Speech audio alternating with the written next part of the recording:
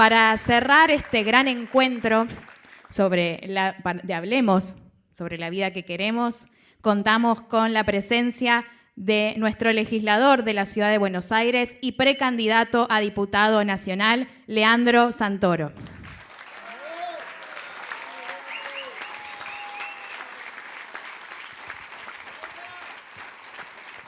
Bueno, muchas gracias.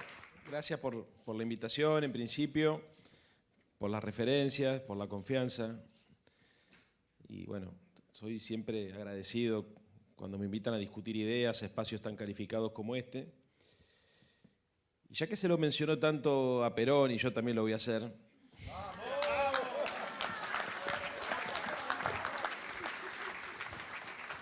me gustaría hacerles un comentario sobre una distinción que hacía Raúl Alfonsín. Raúl distinguía entre las quimeras y las utopías. Él decía que la quimera era ese objetivo tan inalcanzable que desalentaba la movilización y que muchas veces terminaba siendo funcional a la mirada reaccionaria de la democracia. Y hacía una distinción con la utopía, a la cual obviamente la veía necesaria, porque sostenía que eran esas ideas que se encendían como antorchas que guiaban a las mujeres y a los varones hacia los desafíos que parecían más difíciles. Y que desde ese lugar entonces era imposible pensar la acción política sin utopías. Cuando a mí me comentaron al principio cuál iba a ser la consigna de nuestra campaña y hablaron de la vida que queríamos, sin lugar a dudas se me vino a la cabeza esta reflexión de Raúl, porque tenía que ver con un desafío, casi diría liminar, en el contexto de pandemia en el cual estábamos atravesando, que era el de proponerle al pueblo argentino una utopía. Al poco tiempo me di cuenta que esa utopía ya la habíamos formulado 2 años antes, porque el compromiso de campaña del Frente de Todos, con el cual pudimos derrotar al macrismo, consistía en proponerle a las argentinas y a los argentinos una utopía de recreación del empleo, la producción, el consumo, el bienestar, el desarrollo y la inclusión social y la sustentabilidad ambiental. El dato que me parecía que era necesario resaltar era que en el caso del gobierno argentino, a diferencia de lo que había ocurrido con otros países de la región, sus gobernantes habían reafirmado ese compromiso, incluso en el contexto de pandemia. No era el mismo caso en otros países donde, una vez asumido el presidente, seducido entonces por las lógicas de poder dominante o por los centros de poder financiero internacional, rompían el programa electoral y le informaban a su electorado que a partir de ese momento iban a gobernar en otra dirección, que fue, por ejemplo, lo que ocurrió en el hermano pueblo de Ecuador.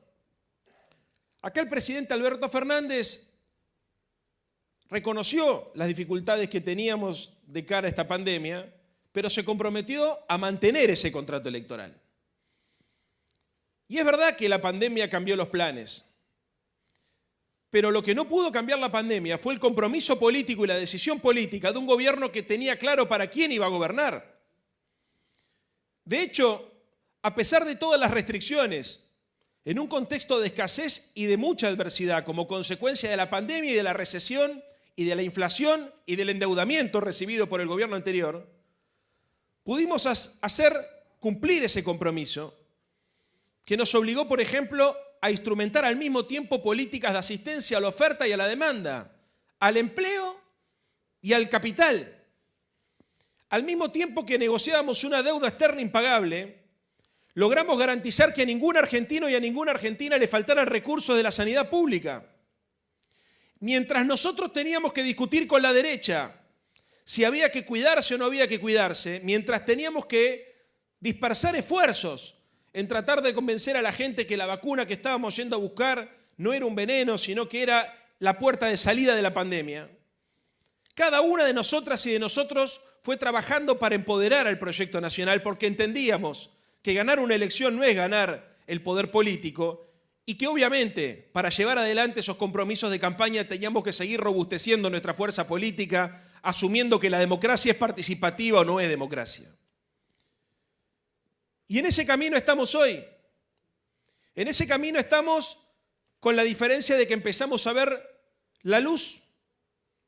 No voy a decir la luz a la salida del túnel porque me remite, pero sí empezamos a ver la luz en términos de que empezamos a darnos cuenta que es posible salir de esta noche oscura, como decía mi amigo Recalde. Empieza a amanecer en la Argentina. Y cuando amanece, las ideas empiezan a reverdecer, las compañeras y los compañeros se empiezan a tonificar, se vuelven a sentir comprometidos con la lucha ideológica. Y entonces ahora, además de defender las cosas que hicimos, tenemos que volver a decirle a nuestro pueblo por qué queremos que nos elijan. Y por eso es importante esta reunión. Porque estos espacios sirven para poder coordinar los discursos, para poder ajustar nuestra manera de decir las cosas y para poder reafirmar un compromiso ideológico y político que es el que en definitiva va a garantizar que el próximo domingo 12 de septiembre volvamos a ganar las elecciones en la República Argentina.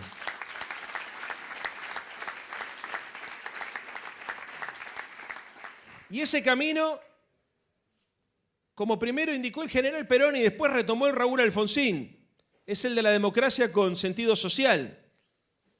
Hay un sector minoritario y reaccionario del peronismo que suele utilizar el concepto de democracia social para tratar de chicañarnos, hablando de influencias europeas, pero es el mismo general Perón el que habla de la democracia con sentido social, incluso habla de la socialdemocracia. Y Alfonsín toma eso del general Perón y cuando en algún momento se le planteaba a él que él había recuperado la democracia, decía que no, que la democracia en la Argentina todavía era una utopía, no la habíamos recuperado en todo caso la república. Y hacía una distinción entre república y democracia, entendiendo que la república es el Estado de Derecho, es la división de poderes, son las libertades positivas, las libertades negativas, perdón, los derechos individuales, los derechos políticos, pero que la democracia, que es en definitiva por lo que luchamos, es el estado de bienestar, es la búsqueda de la igualdad y la libertad al mismo tiempo, es la búsqueda de la libertad positiva, esas libertades que nos permiten cumplir en la práctica, en la acción concreta, la letra fría de la Constitución o la letra fría de las leyes.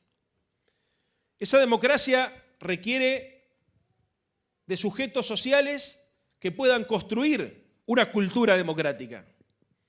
Cuando peleamos contra la ultraderecha no peleamos solamente contra un grupo de enajenados que tratan de envenenar a nuestra juventud, haciendo, como decía recién el compañero Cafiero, docencia inversa en la construcción de disvalores, tratando de generar una suerte de tensión intelectual con las conquistas del feminismo, porque en realidad lo que estamos viendo es la reacción política de la derecha conservadora frente al avance del feminismo y de los distintos derechos que se fueron ampliando en los últimos años. Tampoco se puede tolerar en esta batalla ideológica que la intolerancia, que siempre es hija del autoritarismo, termine estructurando y termine validando las formas de debate político en nuestro país. Por eso se necesitan sujetos culturales y sujetos democráticos. Cada una de nosotras y de nosotros tiene una tarea que llevar adelante. La democracia, como nosotros la entendemos, no es solamente un sistema para elegir quiénes nos gobiernan. La democracia es una forma de vida y en el término que nosotros entendemos la democracia, así como cada uno de los compañeros y las compañeras que gobiernan son compañeros militantes, también la militancia tiene que nutrir de ideas y de poder popular a las organizaciones y a las instituciones de la República para poder cumplir con ese contrato electoral, transformando en primer lugar el clima del debate político, en segundo lugar elevando el nivel de conciencia de nuestro pueblo, en tercer lugar aumentando el grado de organización popular para que definitivamente el gobierno argentino y la democracia argentina tenga el poder suficiente para enfrentar al poder corporativo, que es el poder del privilegio contra el cual está luchando el irigoyenismo, el peronismo, el kirchnerismo y este proyecto político.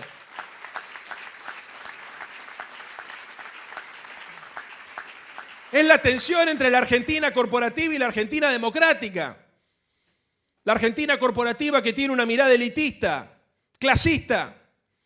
Y esas son las declaraciones de María Eugenia Vidal de la semana pasada con relación a la marihuana. No estaba hablando solamente a las madres del Paco que viven en las villas de la ciudad.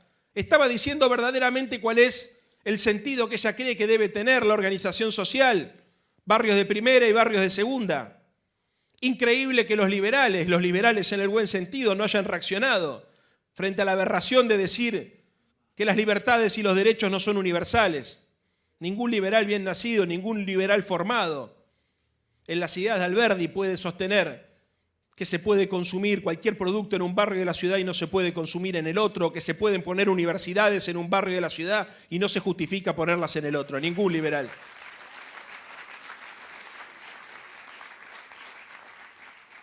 Pero la democracia para nosotros también es una forma de convivencia. Por eso somos tolerantes y por eso es tan importante apelar a la paciencia y a la vocación pedagógica de cada una de nosotras y de nosotros. No alcanza y no es necesario lamentarnos solamente entre compañeros, tenemos que salir a convencer y para convencernos no nos podemos enojar con los que piensan distinto, no puede ser así. Tampoco en el intento de provocar el debate podemos cometer la petulancia intelectual de querer pensar por el otro, que es un error que hemos cometido en más de una oportunidad. Nosotros tenemos que provocar el pensamiento generando una tensión intelectual, generando seducción, apelando a las utopías, a las ideas y a los valores para poder estimular un debate franco, fraterno, que fermente en la sociedad argentina, para poder construir las condiciones de posibilidad de esta democracia social. Y esta democracia social se tiene que complementar con una mirada del desarrollo argentino. Y yo estoy muy contento de estar acá porque este es uno de los espacios que piensa el modelo de desarrollo argentino. Un modelo que obviamente que tiene al empleo y al trabajo en el centro de la escena, pero que también entiende que se tiene que repensar y reinventar para poder incorporarse en los nuevos debates que atraviesan hoy al mundo.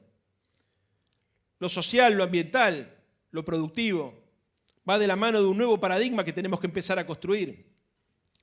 La mirada de la economía de la derecha, como se dijo ya acá, sostiene que lo único importante es la defensa de la propiedad privada, que el Dios es el dinero y que el mercado es la religión. Y sobre eso caminan, apostando a una suerte de lectura hiperindividualista de la sociedad. Son tan perversos que incluso han manipulado la opinión pública al grado de lograr que los derrotados por el sistema se sientan culpables por esa condición de derrotados. Y esa fue la interpretación que quisieron hacer de la lógica de la meritocracia, lógica que equivocadamente nosotros hemos permitido que la sostengan ellos, porque la meritocracia en realidad se contrapone al privilegio. Lo que pasa es que utilizaron la idea de la meritocracia para desmerecer los avances políticos y sociales construidos en el gobierno de Cristina, queriéndole hacer creer a la gente que no le había ido bien porque había un gobierno que había comprometido sus esfuerzos en que eso suceda, sino que era a partir de su esfuerzo personal que les había ido bien. Bueno, no lo pudieron hacer porque si bien es cierto que un pequeño sector de la sociedad la convencieron de eso, 4 años de macrismo bastaron para entender la diferencia de un Estado presente frente a un Estado desertor.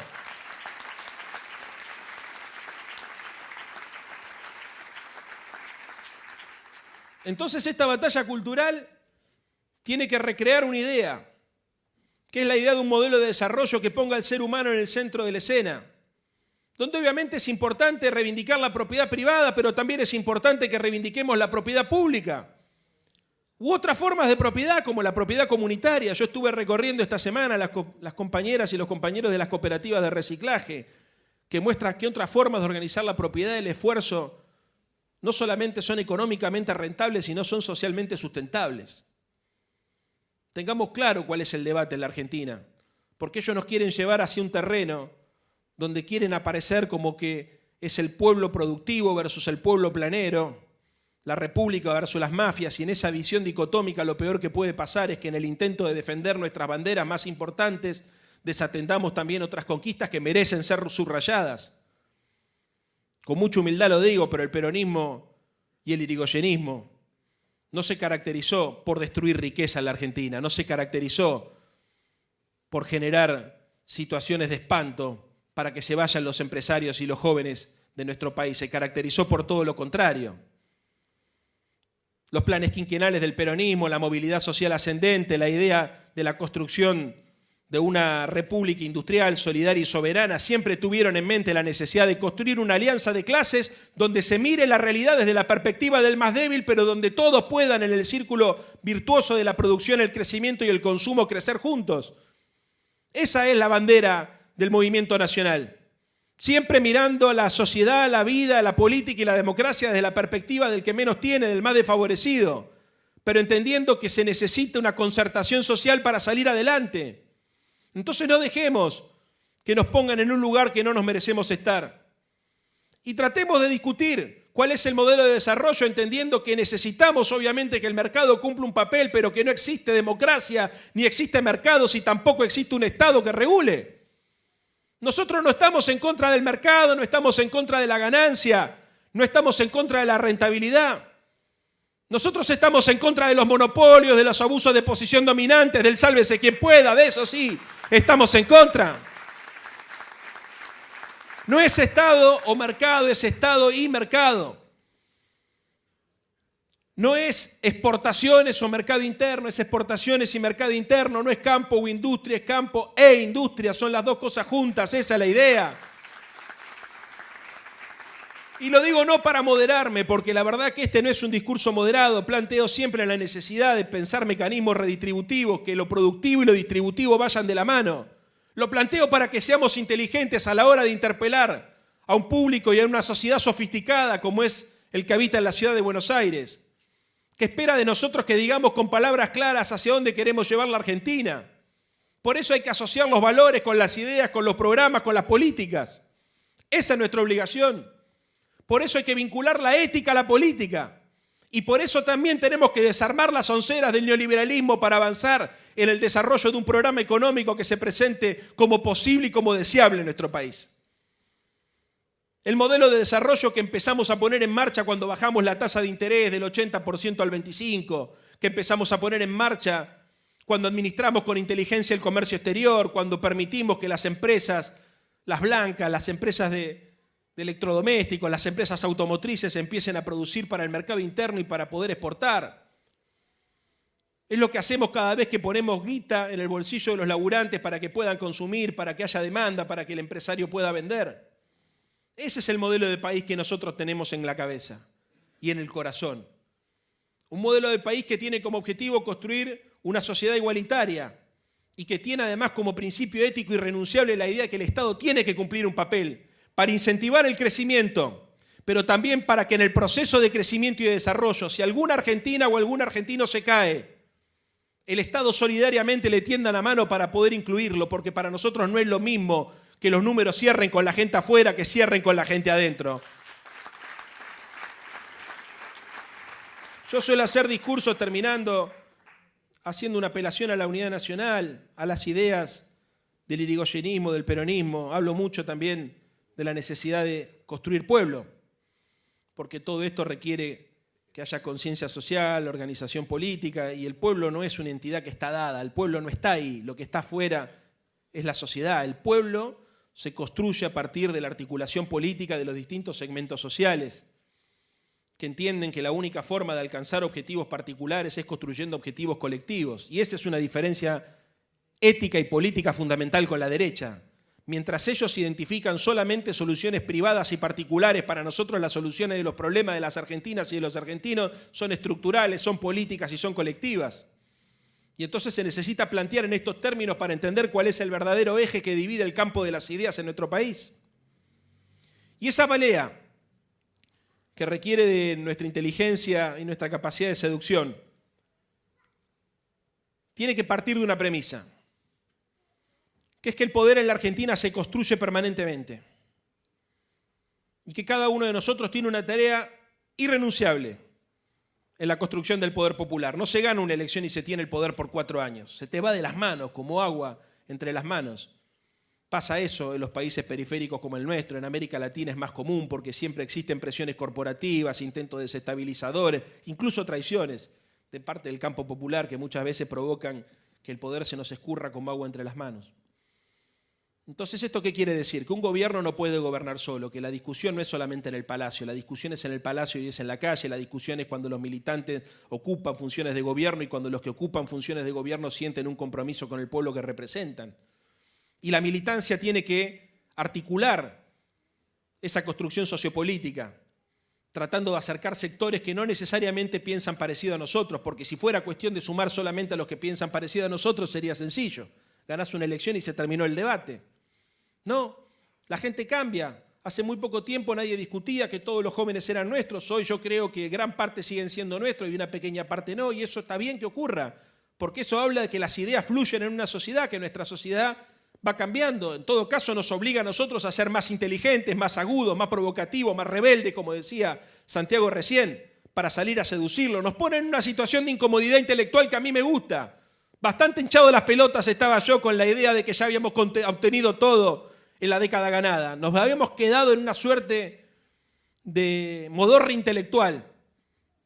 ¿Cuántas veces charlé con Ale acá para pedirle que me ayude a pensar cómo construir un nuevo arsenal teórico para poder seducir a las chicas y a los chicos en la idea de la construcción de una democracia con sentido social, porque estamos siempre obligados a reinventarnos los que somos del campo popular? El pueblo se construye si articulamos cada una de nosotras y de nosotros una relación entre el frente y el gobierno, entre el Estado y la sociedad, y entre cada una de nosotras y de nosotros, con un sentido participativo de la democracia. Esta construcción además va a requerir que tengamos la habilidad política de interpelar a sectores que no hablan como nosotros y que incluso muchas veces no piensan como nosotros, pero que sienten como nosotros.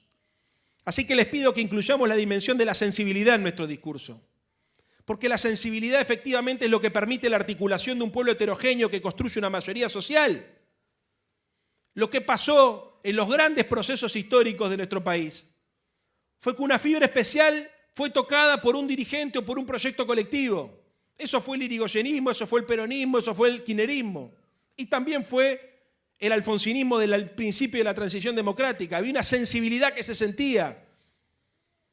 Esa sensibilidad que tiene que ser estimulada por nosotros y por nosotras, requiere que cada uno de nosotros asuma, y acá lo voy a citar a Perón, que saque de su mochila el bastón de mariscal, para entender que la única forma de construir ese poder social y para entender que la única forma de darle poder a la democracia es contraponiendo la idea de que la salvación es individual o es comunitaria. La contradicción fundamental en el campo del pueblo hoy es esa, es individualismo versus comunidad. Y nosotros somos la comunidad y nosotros tenemos la responsabilidad ética de darle traducción política a estos valores. Esto se hace solamente con pasión, compañeras y compañeros, no hay otra forma. Porque la pasión, como dijimos en más de una oportunidad, no se expresa de manera individual. Uno puede ser feliz individualmente, pero no se puede apasionar individualmente. Cuando hay un pueblo apasionado, enamora. Cuando hay un grupo de gente apasionada, enamora. Eso es lo que nos pasaba a muchos de nosotros cuando los veíamos ustedes cantar la marcha peronista.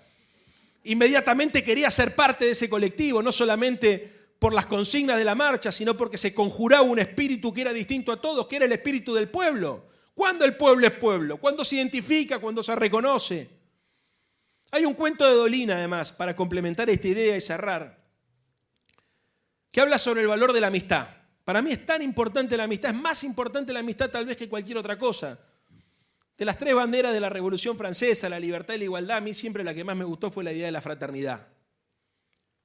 Yo reivindico mucho la amistad, lo quiero mucho a Mariano, soy amigo de todos los que están acá, o de la mayoría de los que están acá, y me siento cuidado y protegido por el peronismo porque me trataron como un amigo y yo creo que esa relación es recíproca, indestructible y es permanente, ¿no?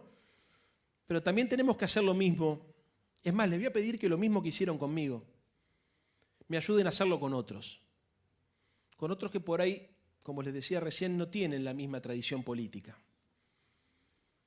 Que así como logramos construir una relación de confianza, de respeto, de afecto y de amistad, podamos proponerle lo mismo a la gente. Porque las batallas más importantes se dan solamente con amigos, y acá viene la referencia al Negro Dolina. Ayer miraba un video que habíamos hecho en el 2008, cuando todavía militábamos en el radicalismo, para que vean los comunes denominadores que tenemos, culturales. Y hacíamos referencia a un cuento del Negro Dolina que lo escribe en El Ángel Gris, que habla sobre un personaje, Manuel Mandev, que para simplificarlo tenía que elegir en el pan y queso, elegir con quién jugaba, cómo armaban los equipos de fútbol, ¿no? Entonces dice que para los varones el momento más dramático de la existencia es el pan y queso, ¿no? Porque te das cuenta qué tan habilidoso, qué tan tronco sos, conforme se va retrasando tu elección. O sea, primero siempre uno a quien elige, al que la mueve mejor, al que sabe jugar mejor a la pelota. Bueno, eso a mí nunca me pasó, pero siempre era de los que quedaba al final.